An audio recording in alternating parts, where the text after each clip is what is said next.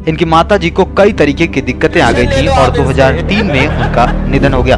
अखिलेश यादव आज के सबसे ज्यादा चर्चित और राजनीति के काफी बड़ा चेहरा है। यूपी में अगर बड़ा विपक्ष देखा जाए तो आपके मन में पहला नाम कौन सा आता है? ये बहुत स्वाभाविक है कि सपा का ही नाम आया होगा और इसी पार्टी के मुखिया हैं अखिलेश यादव और यूपी में विपक्ष का एक बड़ा चेहरा भी। तो चलिए आज जानते हैं इनके जीवन के महत्वपूर्ण किस्से और इनकी राजनीति में एंट्री।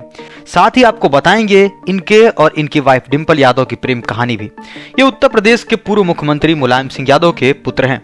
इनका जन्म 1 जुलाई 1973 को उत्तर प्रदेश के इटावा के सैफई गांव में हुआ।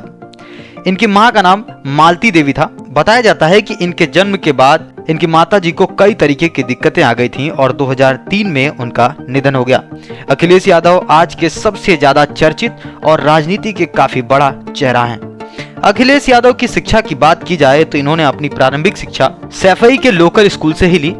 उसके बाद ये इंटरमीडिएट करने के लिए राजस्थान रवाना हो गए और वहां राजस्थान के धौलपुर मिलिट्री स्कूल से इन्होंने इंटरमीडिएट पूरा किया। इसके बाद इन्होंने जेएसएस साइंस एंड टेक्नोलॉजी में सिविल एनवायरमेंटल इंजीनियरिंग में ग्रेजुएशन की और यहीं से इन्होंने मास्टर डिग्री भी ली। इसके बाद आगे की पढ़ाई के लिए ये सिडनी ऑस्ट्रेलिया चले गए और वहां से इन्होंने पर्यावरण इंजीनियरिंग में मास्टर डिग्री भी ली। लेकिन इस पढ़ाई के बीच ही चल रही थी अखिलेश यादव की प्रेम कहानी। दरअसल जब पहली बार अखिलेश यादव डिंपल यादव से मिले तब वो महज 17 साल के ही थी और अखिलेश यादव 21 साल के थे। ये लोग लखनऊ में दोनों के एक कॉमन फ्रेंड के घर मिले थे। इनकी वाइफ डिंपल यादव ने तो एक इंटरव्यू में ये तक बताया कि तब उन्हें ये भी नहीं पता था कि ये यूपी के मुख्यमंत्री के बेटे हैं और ये दोस्तों के बहाने से मिलते रहे। लेकिन हमने आपको पहले ही बताया कि उस समय अखिलेश यादव की पढ़ाई चल रही थी। जब तक वो लखनऊ और भारत में थे तब तक तो ठीक था, लेकिन जब वो पर्यावरण इंजीनियरिंग करने के लिए ऑस्ट्रेलिया गए तब ये फोन के जरिए ही एक दूसरे से जुड़े थे और पढ़ाई पूरी करने के बाद जब वो वापस लौटे तब उन्होंने डिंपल से शादी करने की बात घर में कही। लेकिन इनके पिता मुलायम सिंह यादव के साथ साथ डिंपल के पिता जो आर्मी में कर्नल थे वो भी इस शादी के खिलाफ थे, यानी कि तैयार नहीं थे। लेकिन इन्होंने अपनी दादी की मदद से सबको तैयार किया और सब मान गए। फिर 24 नवंबर 1999 में इनकी शादी हो गई। अखिलेश यादव का राजनीतिक सफर भी काफी दिलचस्प रहा। पेशे से तो ये इंजीनियर हैं, लेकिन इनको राजनीति विरासत में मिली और इसी वजह से इनको इसमें उतरना पड़ा। इन्होंने सन 2000 में अपनी राजनीतिक करियर की शुरुआत की और ये कन्नौज की लोकसभा सीट से पहली बार उपचुनाव लड़े और जीत भी गए और 13वीं लोकसभा के सदस्य चुने गए। इसके बाद ये कई कमेटियों के भी सदस्य चुने गए, जैसे खाद्य, नागरिक आपूर्ति और सार्वजनिक वितरण समिति। वहीं 1 साल के लिए सन 2000 से 2001 तक कमेटी ऑफ एथिक्स के भी सदस्य बने। 2002 से 2004 तक वो एनवायरमेंट एंड फॉरेस्ट कमेटी तथा विज्ञान एवं तकनीकी कमेटी के सदस्य रहे। 2004 में ये फिर कन्नौज की सीट से जीते और 14वीं लोकसभा के भी सदस्य बने।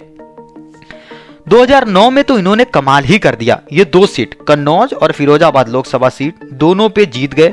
वहीं फिरोजाबाद में बीएसपी प्रत्याशी एसपी बघेल को 67,000 से भी ज्यादा वोटों से हराया। हालांकि बाद में इन्होंने इस सीट पर इस्तीफा दे दिया और कन्नौज की सीट से आगे बढ़े और इसे ही अपना कॉन्स्टिट्यूएंसी बनाया। ये सफर अभी खत्म नहीं होता है।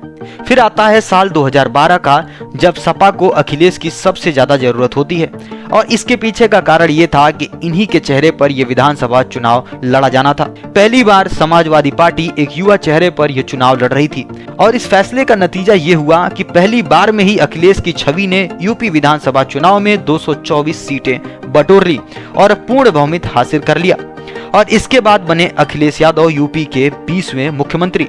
इन्हें 10 मार्च 2012 को समाजवादी पार्टी का नेता चुना गया और 15 मार्च 2012 को इनका शपथ ग्रहण समारोह हुआ।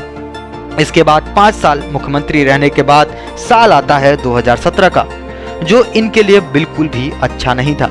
वो इसलिए क्योंकि 2017 में विधानसभा चुनाव को जीतने के लिए सपा ने कांग्रेस के साथ हाथ मिलाया, लेकिन कुछ खास फायदा नहीं हुआ क्योंकि जिस बीजेपी को रोकने के लिए ये तामझाम हुआ उसे हरा नहीं पाई और 2017 के यूपी विधानसभा चुनाव में इन्हें हार का सामना करना पड़ा और इस बार बीजेपी के खेमे में आ गई थी 312 सीट्स, जो यूपी के इतिहास में होने वाली सबसे बड़ी जीत थी।